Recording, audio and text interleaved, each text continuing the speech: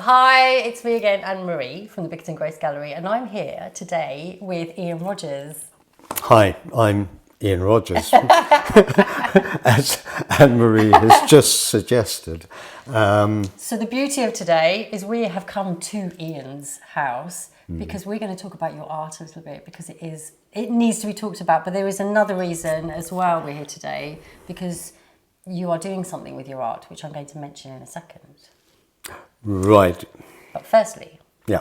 just give us a little bit of info about you, your journey, a kind of fast forward to now of you as an artist and how it began, really.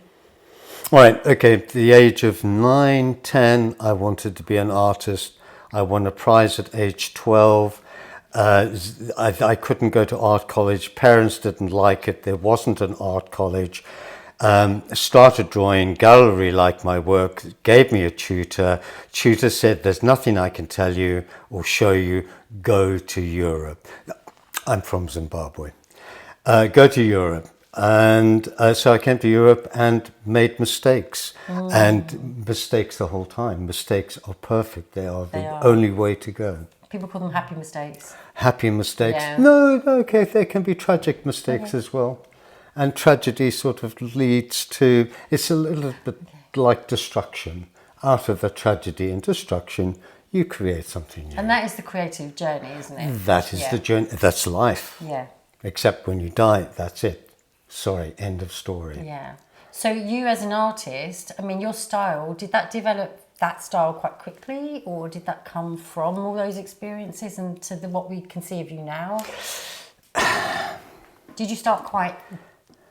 I think my art is about sex, drugs, and rock and roll, and politics of it all. Yeah. Because being brought up in Zimbabwe as a white kid at that particular time in 50s, 60s, your whole life was bound up with the politics of race, of colour, of class, of Britishness, of Africanness. So no matter what you did, politics was in your blood. Yeah. And so all my work has an element of politics. My politics, the politics of me, which I don't think is that different from the politics of others. Mm-hmm. And therefore the imagery, I hope, reflects all of us. But maybe what you were exposed to, a lot of us haven't been exposed to that. So obviously that's part of your storytelling, which is very powerful.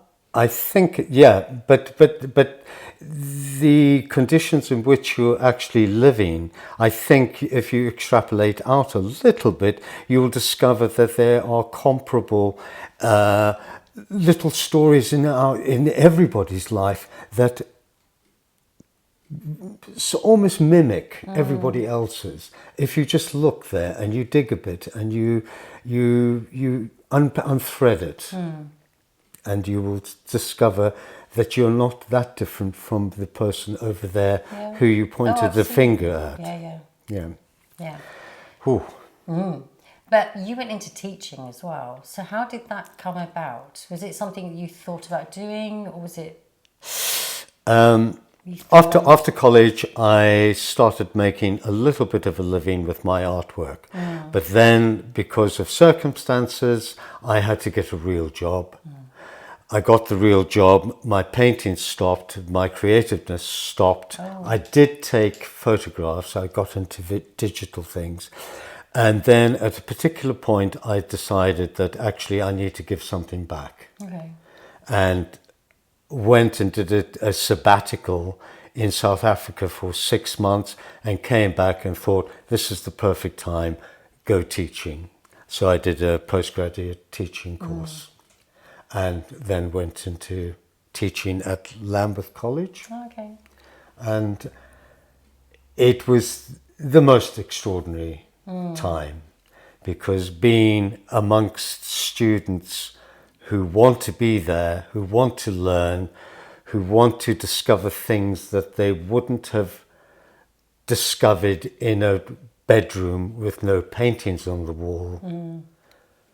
It was a pleasure. and they gave me information, and I passed it back. And did you feel that your creative flow came back again through that time? Were you able then to paint for yourself?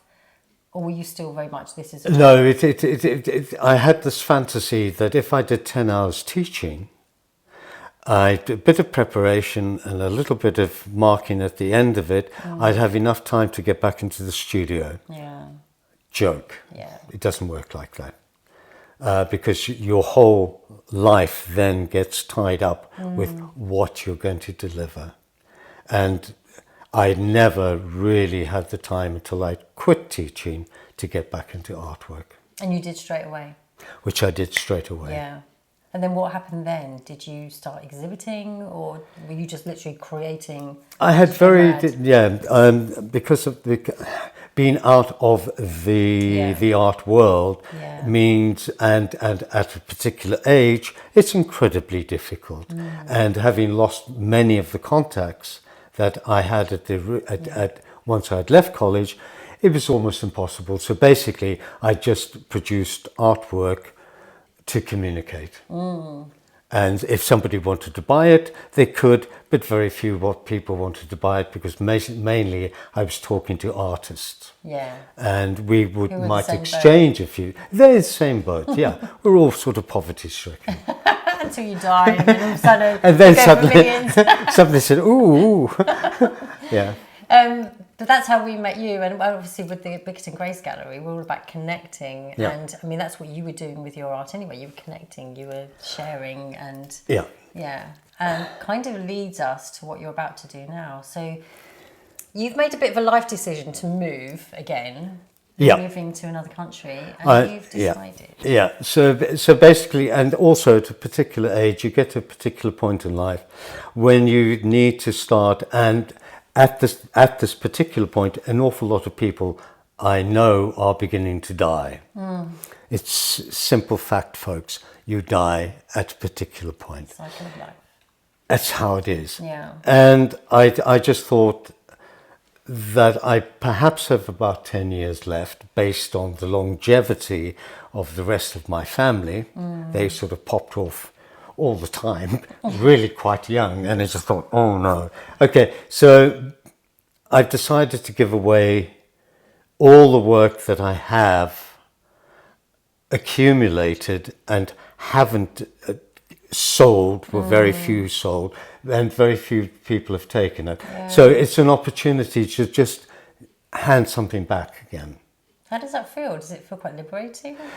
A little bit strange? But no, it's sort of one of the things I think the big fire where I lost all my work 20 years ago, it sort of solved my storage problem. So this will solve my storage and my soul problem, which is liberating. But you do intend to carry on painting when you go out there? Okay.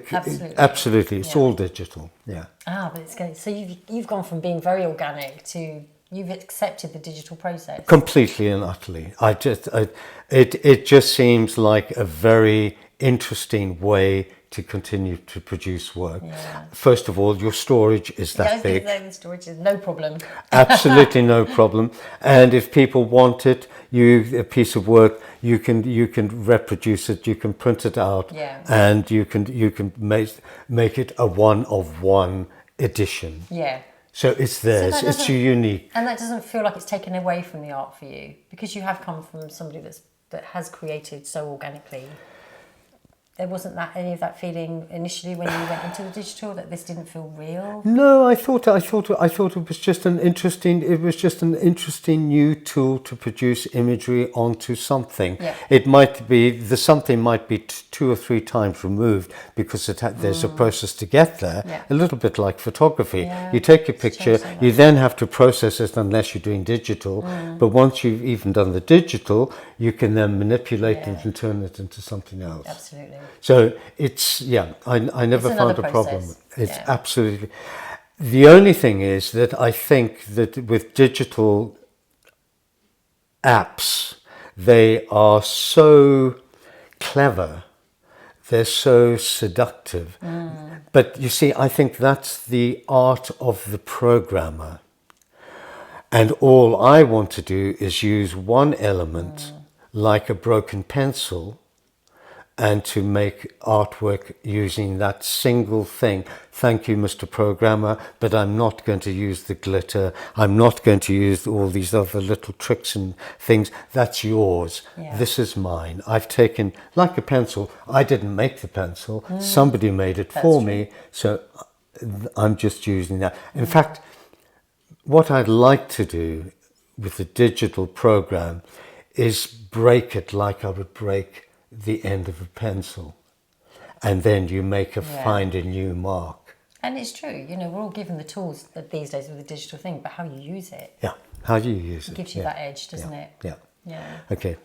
So, we're gonna end it there because I want to show some of your images. So we're gonna finish the video showing some of your images, and I just want to say thank you. And it's an amazing time to meet you because we're meeting you at a point where you're leaving, which is quite sad. But any of the things that are left, we will talk about it because we can hold them for you. Some of them at the gallery, so people can still come and take them for a period of time.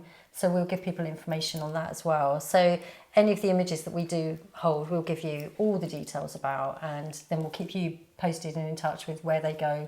Okay, that's completely amazing. Yeah. And so, folks, if you do want a piece, it's going to be available, and it might not be the greatest bit of art in the world, but actually there's a bit of heart attached to it, and it's all about all of us. And it's your story as well, you know. It's your story to now, which is a powerful thing, isn't it? So thank you. Thank you. It's amazing. And we'll keep you posted on everything that Ian's doing very soon. Take care. Cheers.